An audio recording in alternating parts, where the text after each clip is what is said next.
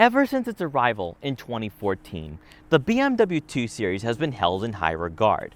It's the perfect successor to the 1 Series, and when you take a look at what the M235i, M240, and M2 are offering, they are fantastic cars when it comes to the driving experience and the performance that they provide.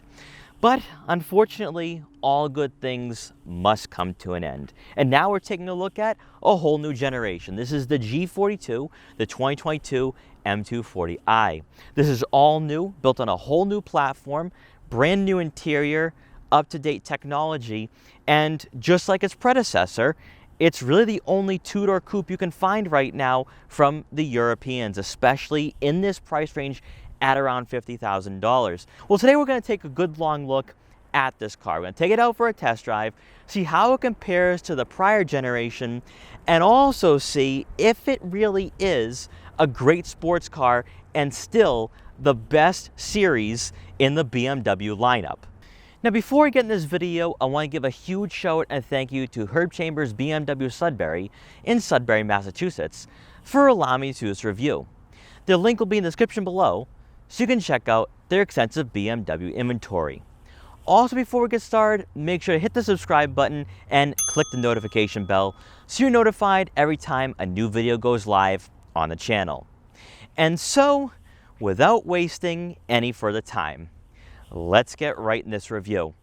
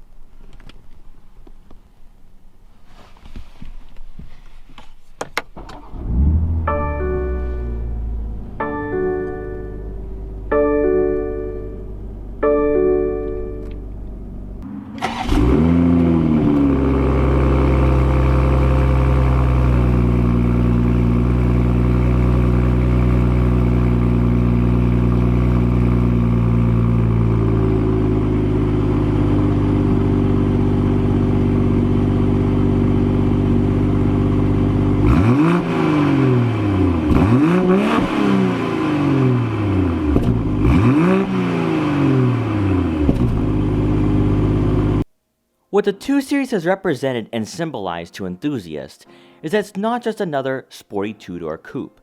In fact, it's the one car in the BMW lineup that loyalists could point to and say, it's the pure essence of the ultimate driving machine. Simplistic in nature and not necessarily as tech-driven as the more expensive cars in the lineup, the 2 Series focused on the fundamentals, and as a result, buyers haven't been shy about putting this coupe in the conversation with the E36 and E46 M3 when it comes to great generations of the past. Now completely redesigned for 2022, the M240i is taking on a new role, which is to provide everything you love about the 4 Series, but bundle it into a smaller package. And as a result, you may find this generation has improved in other aspects besides performance. Starting off with pricing, the M240i comes in at $48,550, and basically it's unrivaled due to the lack of competition from other European brands. Since its arrival, the 2 Series has always found itself compared to the Audi S3 or Mercedes-Benz CLA, yet it never seemed right that a coupe would be cross-shopped with compact sedans. Now built on BMW's cluster architecture platform, the M240i is leaving those two cars behind to punch above its weight, as it shares the same underpinnings with the 3 and 4 Series, which is going to have a profound effect moving forward for this nameplate. Even better for enthusiasts, the M240i isn't directly related to the 2 Series Gran Coupe, which is built on the UKL platform, and if you were to test drive both cars back to back, they couldn't be more different when it comes to handling and performance. For 2022, the M240i has grown a bit from last generation, being 3 inches longer and 2 inches wider, to give drivers improved room for the interior. However, the topic of discussion for the G42 M240i is the new looks to fit in better with the current line of BMW products. And to the delight of some, the kidney grills stay relatively small, as BMW enthusiasts often complain about the front fascia for the 4 Series.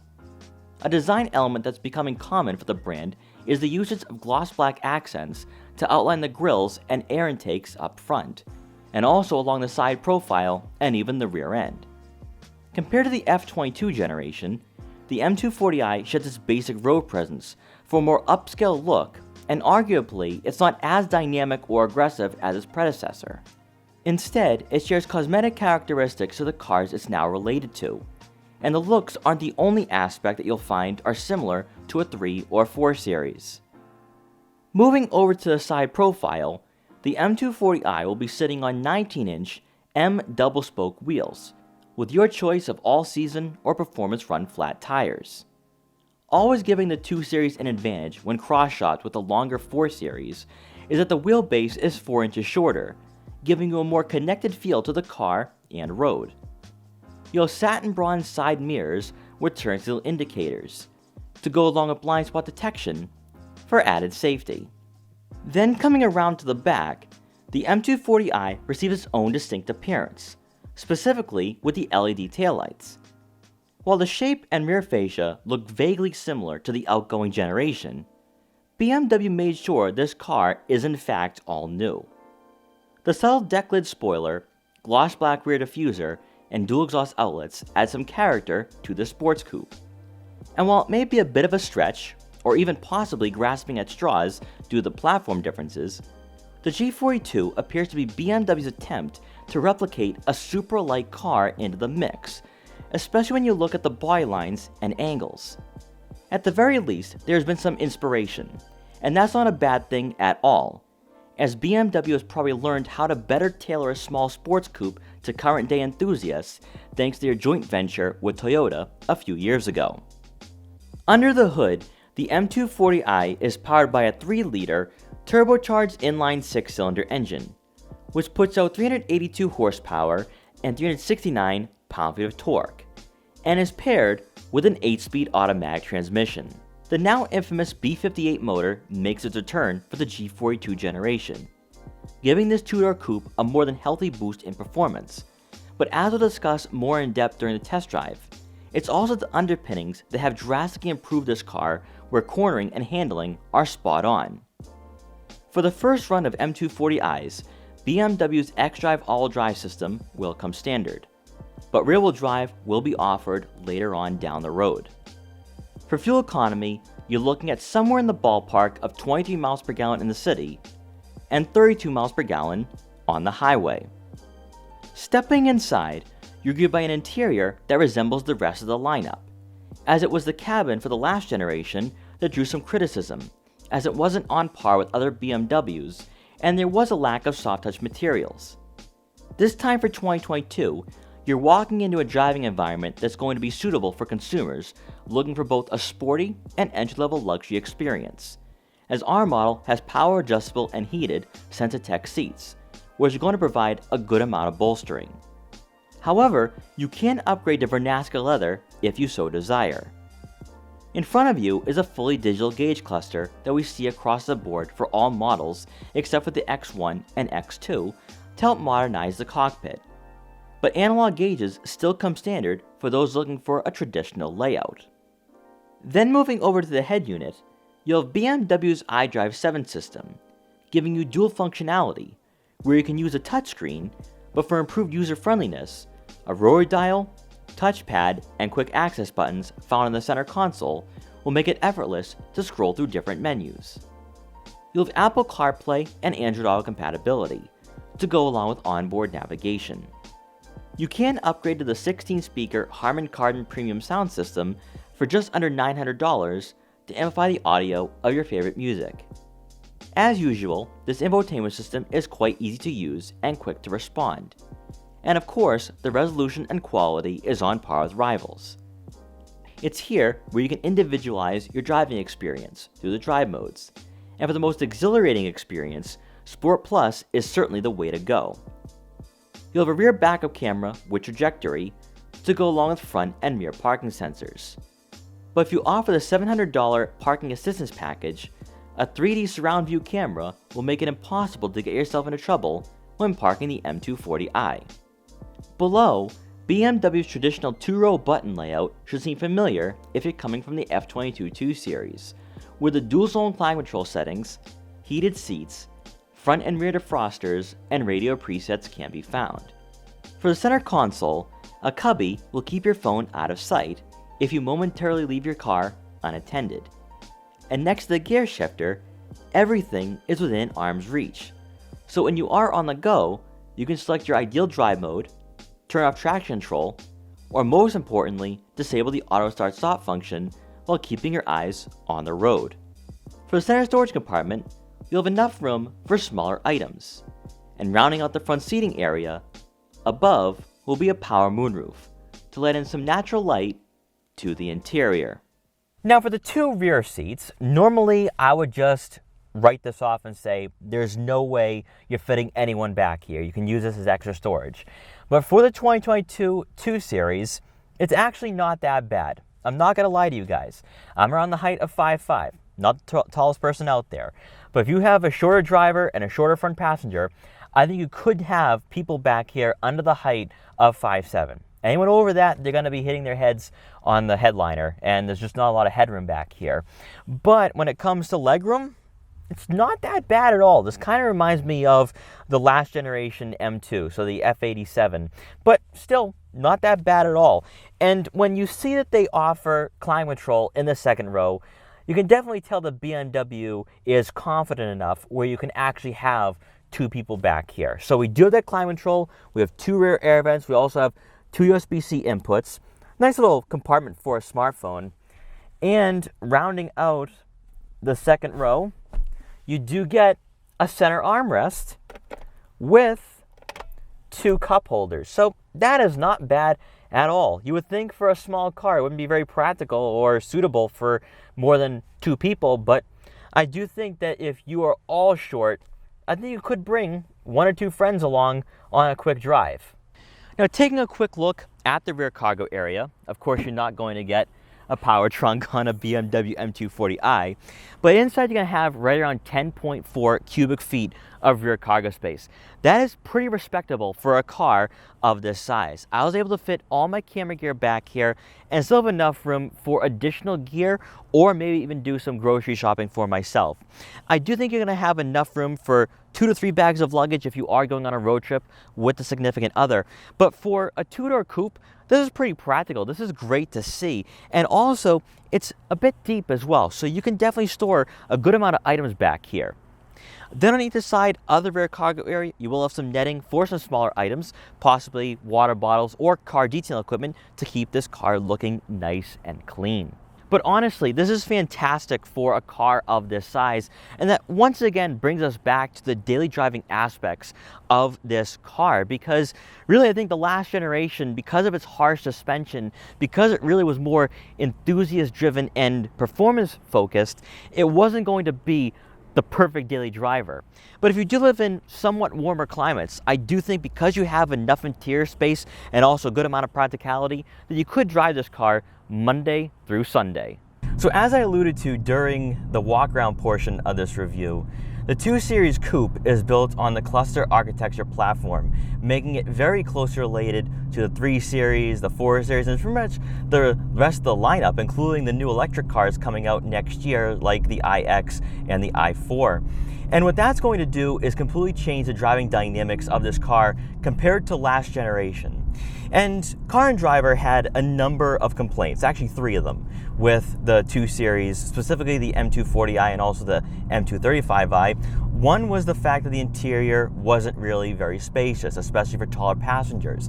Now, BMW changed that for this generation where it's a bit wider. So I do have a passenger on board with me today, and I don't feel very claustrophobic at all compared to the M2 that I featured about a month and a half ago. Then the second one was, it was not the most softest riding experience. Now, of course, when you want to have a sports car, you want to feel connected to the road, and maybe the suspension was just a bit too rigid. But this time around, the suspension is very nice. You have the adaptive M Sport suspension. So now you're able to really customize and really find your suitable driving experience, especially if you are in the city or some back roads near the suburbs. Or then if you want to really experience this car to its fullest, just put everything in Sport Plus or Sport mode and just have an absolute blast on some great driving roads. And then the third one was that the exhaust note really didn't make a lot of noise for the interior. Well, that's been changed too, especially with this vehicle being built on the cluster architecture platform. It's going to be just like the 3 Series, like the M340i and M440i. You can really hear that exhaust note in the interior. Now, in the eyes of some, they used to think about how the 2 Series didn't have the nicest interior, the plushest interior, and it was falling behind the 3 Series and other vehicles in the lineup. But this time around, you have a very nice driver-centric feel, which is very similar to the rest of the lineup. You have a nice full digital gauge cluster, also the iDrive 7 system, so very much on par with the rest of the lineup. And quite honestly, this feels like a smaller 4 Series, but because you have a shorter wheelbase, I think you feel a lot more connected to the car overall. Now, of course, we do have very beefy 10 and 2 positions, which is pretty fitting for a car like this. But when I look at the 2 Series Coupe, it's never really had direct competitors specifically for the M240i, because I think you'd look at journalists and they would always try comparing it to an S3 or even a Mercedes-Benz CLA 45. But really, those are not direct competitors. I think now, even though you have similar components, similar powertrains, this would be very comparable to a Toyota Supra, especially when you look at the price point. Now, I know, especially now in 2021, I talk about the MSRP price right around $50,000, and who knows what they're going to sell for on the market. But when you look at that price point, that is fantastic. When you're looking at having a B58 motor with 382 horsepower, you're getting quite a lot for the price. Also, a 0 to 60 time of around 4.1 seconds, which is a minor upgrade and boost from last generation, although I'm not truly believing those numbers. I think this will be a lot quicker in the tests.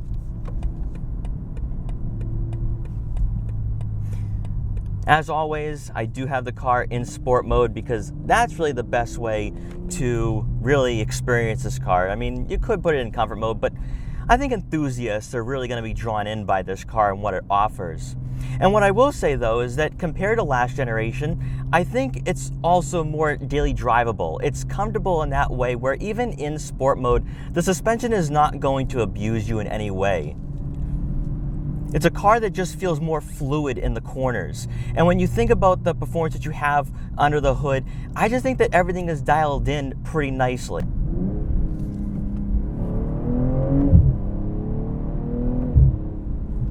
Very aggressive upshifts, and you do get a nice pushback in your seat. Part of me thinks, compared to the 4 Series,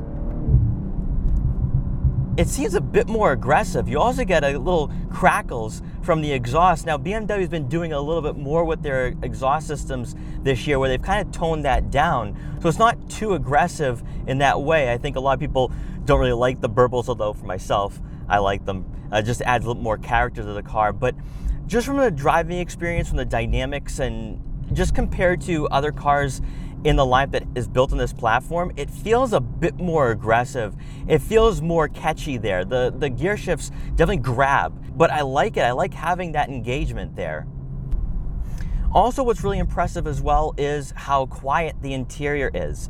Very well insulated, even at around highway speeds, it's not too bad at all. And again, this adds to the quality aspect for the M240i, because you'd always look at the 2 Series as being more of an entry-level sports car for the brand. It would not be seen as being on par with the 4 Series. You wanted to have that sporty and maybe somewhat luxury driving experience, you'd go with the 4 Series. You want something a little more affordable and a car that's more enthusiast focused and really performance driven, you'd go with the 2 Series, which I still think is one of the best cars the BMW has ever made in the modern era.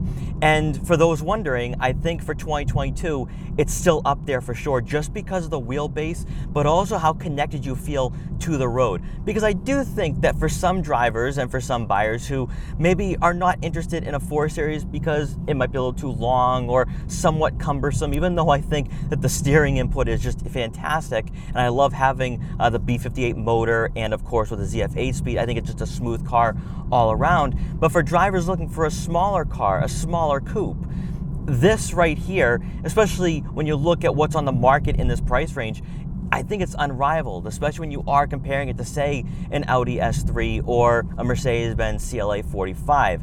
Now, of course, I think you could throw the Porsche Cayman into the mix, although I would recommend going with an S at the minimum, which is around $72,500. So that's about $22,000 more than the M240i I'm in right now.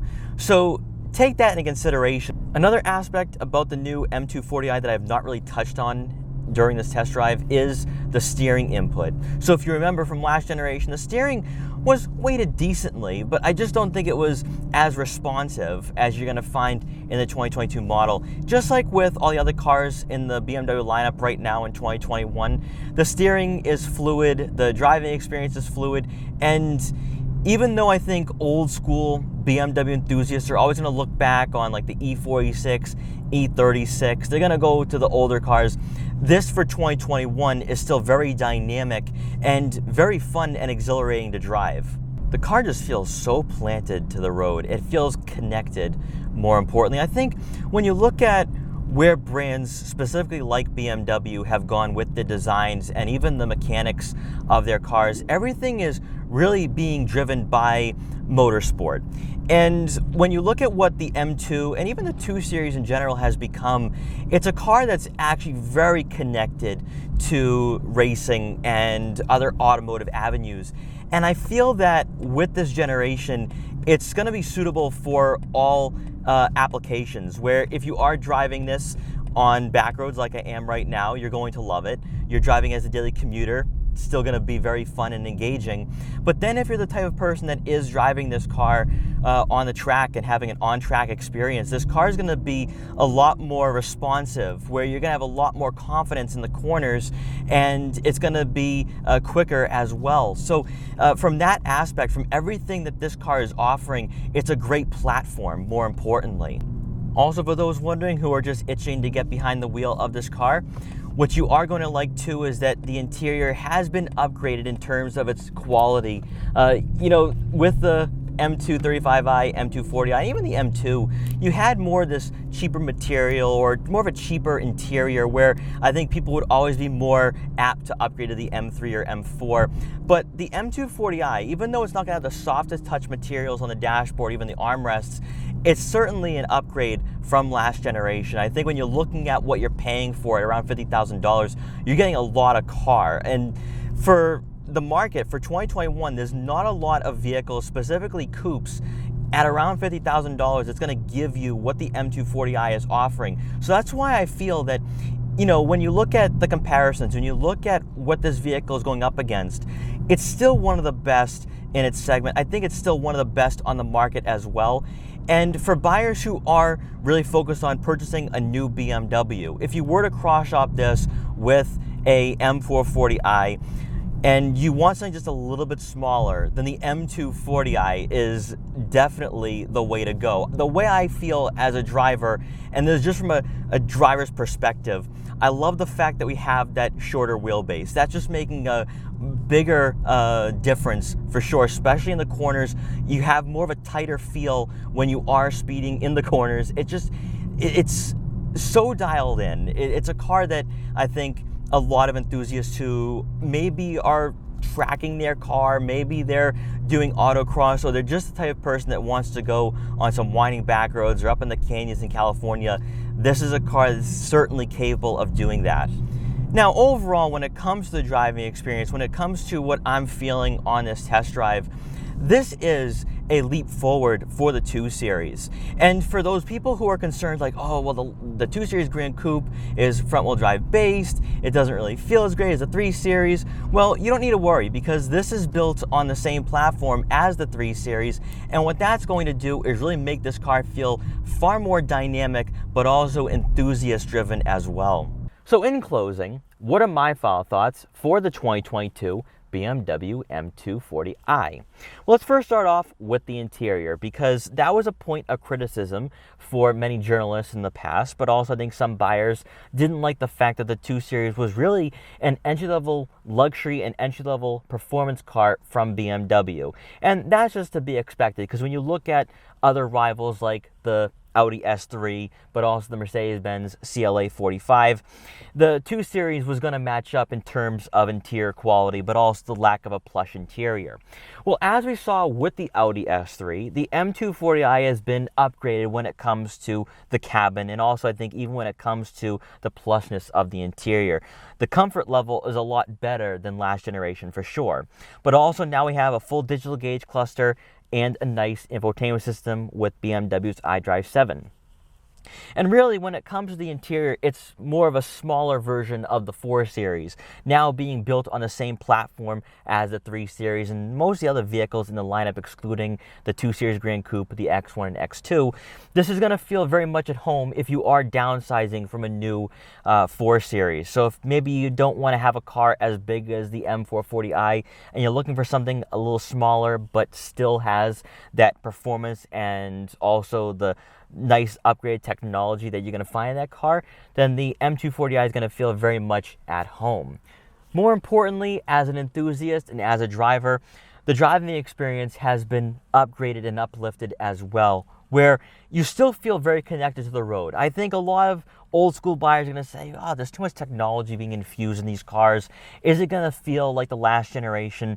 It's going to feel like an M340i. It's going to feel like an M440i. If you've driven those 2 cars, the M240i isn't going to feel much different in that aspect, although because it has a shorter wheelbase and you feel closer to the rear axle, this car feels far more connected to the road. You also feel more connected to the car. And that's why from that aspect, from that perspective, the M240i is still the perfect car in the lineup. It's still a better option compared to a 4 Series. Because I do feel that if you drive an M440i, you're going to notice the size. You're going to notice the length. It's not going to feel very small in there. Where with the M240i, it's the right size. They've widened it so now you don't feel as claustrophobic. But also, it's still a car that you can throw around. You can have a lot of fun with it.